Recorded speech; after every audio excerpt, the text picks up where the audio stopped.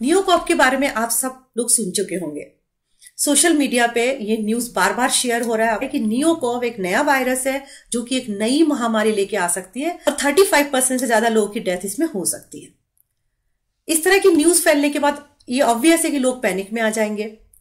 हमें ये सोचना पड़ेगा कि इस तरह की न्यूज के पीछे कितनी सच्चाई है। तो जो पहली बार इस चैनल में आए हैं, I request you please subscribe my channel, bell icon को भी प्रेस करिए।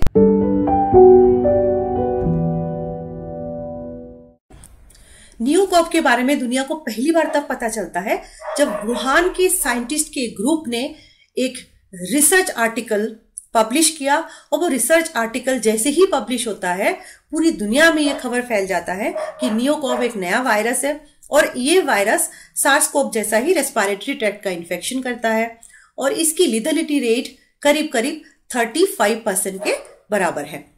एक म्यूटेशन दूर है बस ह्यूमन इन्फेक्शन से। एक म्यूटेशन के बाद ये ह्यूमन में पहुंच जाएगा और बहुत तेजी से ये डिसीज ट्रांसमिट होगा और बहुत सारे लोगों की डेथ हो सकती है। रिसर्च आर्टिकल है, उसके पीछे क्या एक्चुअल में रिसर्च हुआ है। पहला और इंपॉर्टेंट बात यह है, नियोकॉप एक नया वायरस नहीं है।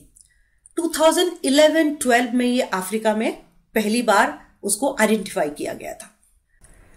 सार्स-कोव कोरोना के लिए रिस्पॉन्सिबल है। सार्स-कोव-1 इन्फेक्शन 2003 में आ चुका है और अभी जो चल रहा है वो सार्स-कोव-2 है। 2012 में गल्फ रीजन में मार्स-कोव का पेंडेमिक हुआ था। मार्स-कोव भी रेस्पिरेटरी ट्रैक्ट इन्फेक्शन है।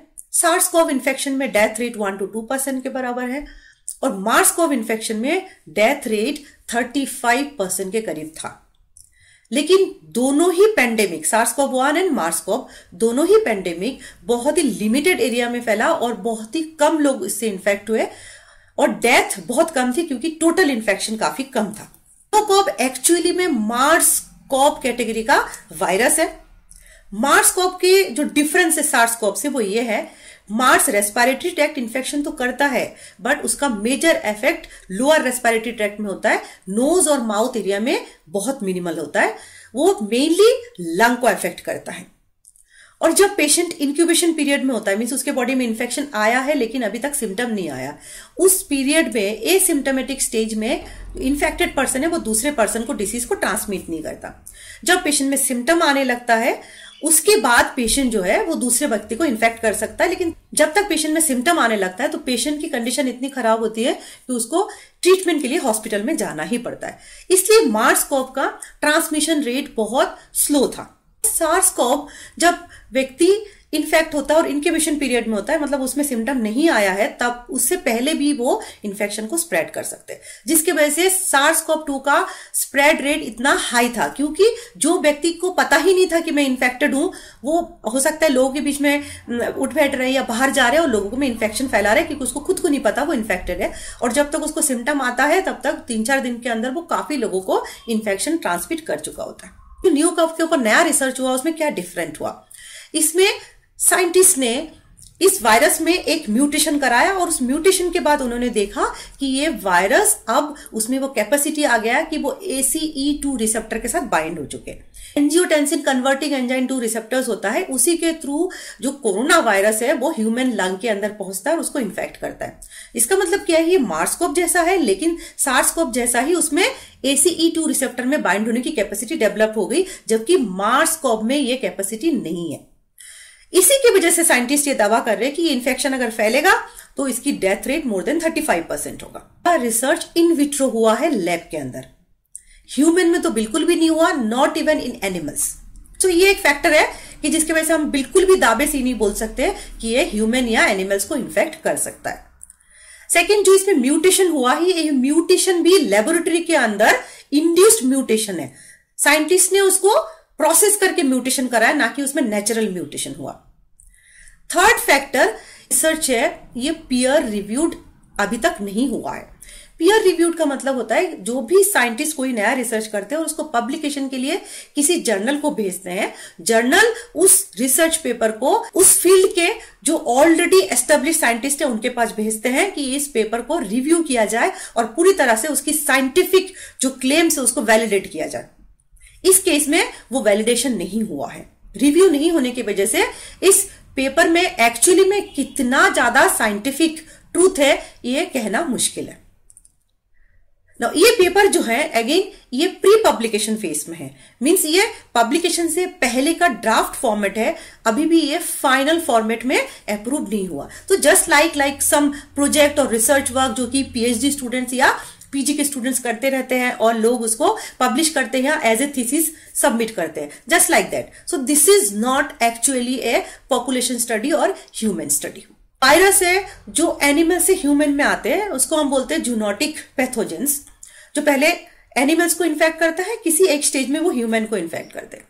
दुनिया में लाखों तरह के जूनोटिक पैथोजेंस है जो कि एनिमल्स के अंदर है, और इन जूनोटिक पैथोजेंस में कभी भी म्यूटेशन होने के बाद ह्यूमन में आने की कैपेसिटी डेवलप हो सकता है। सो हम किसी भी वायरस के लिए कभी भी ये दावे के साथ नहीं कह सकते कि ये ह्यूमन में आएगा कि नहीं आएगा या कब आएगा। कभी भी किसी की वक्त कोई भी नया वायरस एनिमल से ह्यूमन में आ सकता है। ये जूनोटिक वायरसेस में जो ये म्यूटेशन होता है, जो इंटरस्पीसीज ट्रांसमिशन होता है, ये ट्रांसमिशन होने की चांसेस सब में होता है, लेकिन एक्चुअल पॉसिबिलिटी बहुत रेयर या कम होता है। जैसे कि हम फार्माकोलॉजी की फील्ड में देखते हैं, जब हम हजारों ड्रग्स को ट्रायल करते हैं, एनिमल में स्टडी करते हैं, ह्यूमन में स्टडी करते हैं, तो 1000 कैंडिडेट को स्टडी करने के बाद हमें मुश्किल से एक कैंडिडेट एक्चुअल में ड्रग विद इफेक्ट मार्केट में आने लायक कैंडिडेट मिलता है। सेम ऐसा ये हजारों लाखों वायरसेस में से हो सकता है एक दो कभी फ्यूचर में ह्यूमन में जंप करे। सो हम हमेशा रिस्क में हैं। Not only the zoonotic viruses, there are so many viruses in the ice in the glaciers, जो कि लाखों साल पहले जो बर्फ जम चुका है के अंदर दबा हुआ है, उनमें भी प्री हिस्टोरिक बहुत सारे वायरसेस उस आइस के अंदर है। Now with this environmental changes and global warming, अभी क्या हो रहा है, बहुत ज्यादा जंगल कट रहे हैं और ह्यूमन एनिमल का इंटरेक्शन बढ़ गया है, इसलिए जूनोटिक पैथोजेंस का ट्रांसफर रेट भी बढ़ गया। इवन बहुत सारे ग्लेशियर्स पिघल रहे हैं। बहुत सारे साइंटिस्ट ये भी एज्यूम करते हैं कि अगले 50 सालों के अंदर सारे ग्लेशियर्स खत्म हो जाएंगे। तो आप सोच सकते हैं कि ह्यूमन रेस कितना ज्यादा खतरे में है। अगर वो लाखों साल पुराने आइस पिघल गया और उनके वायरस एनवायरमेंट में आ गए, गॉड नोज उनमें क्या चेंजेस होंगे और वो किस तरह के ह्यूमन का इन्फेक्शन फैला सकते हैं।